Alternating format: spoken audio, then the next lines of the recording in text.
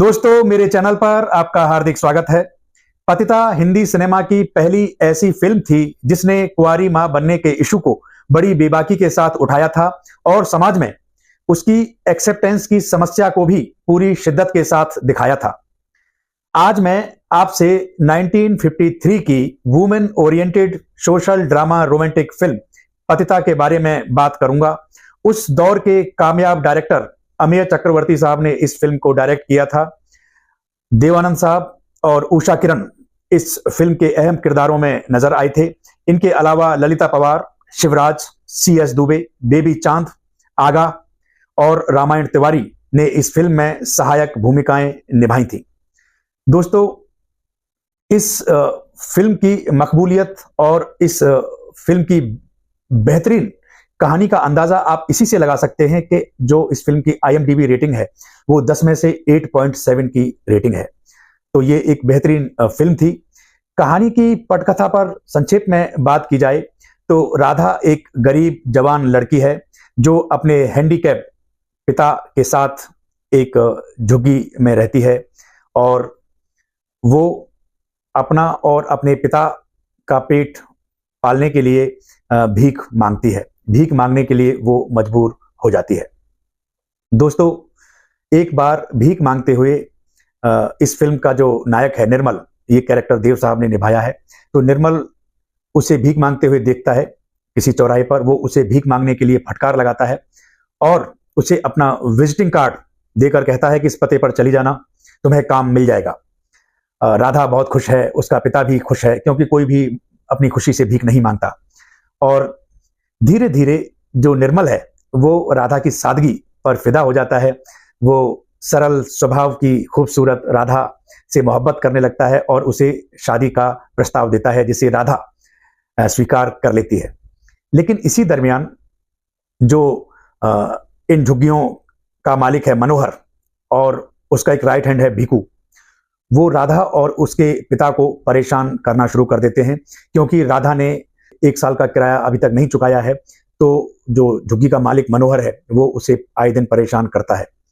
तो एक दिन राधा मनोहर से कुछ दिन की मोहलत मांगने के लिए उसकी हवेली पर जाती है और मनोहर राधा को अकेला पाकर, उसे अकेली देखकर वासना से भर जाता है और उसके साथ जबरदस्ती करता है, उसका बलात्कार करता है।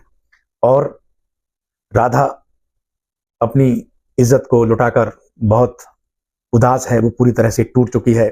वो किसी से कुछ बात नहीं करती, वो निर्मल से भी दूरी बनाना शुरू कर देती है। दोस्तों, यहां मैं आपको बताऊं कि ये जो मनोहर है ये एक बार और अटेम्प्ट करता है राधा के साथ जबरदस्ती करने का, और राधा उसे उसी की बंदूक से गोली मारकर उसकी हत्या कर देती है।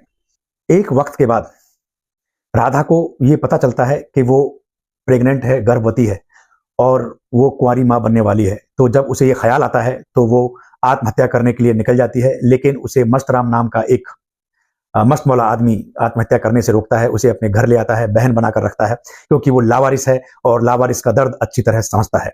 इधर निर्मल राधा की तलाश में भटक रहा है, उसे ढूंढ रहा है और एक मौके पर आकर राधा को गिरफ्तार कर लिया जाता है मनोहर के कत्ल के इल्जाम में।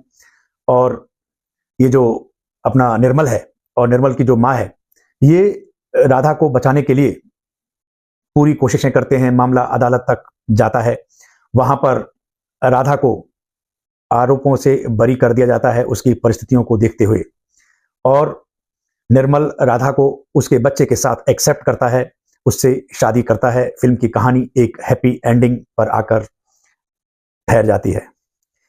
दोस्तों, फिल्म के एक्टर्स की बात की जाए तो उषा किरण ने बहुत अच्छा अभिनय किया है।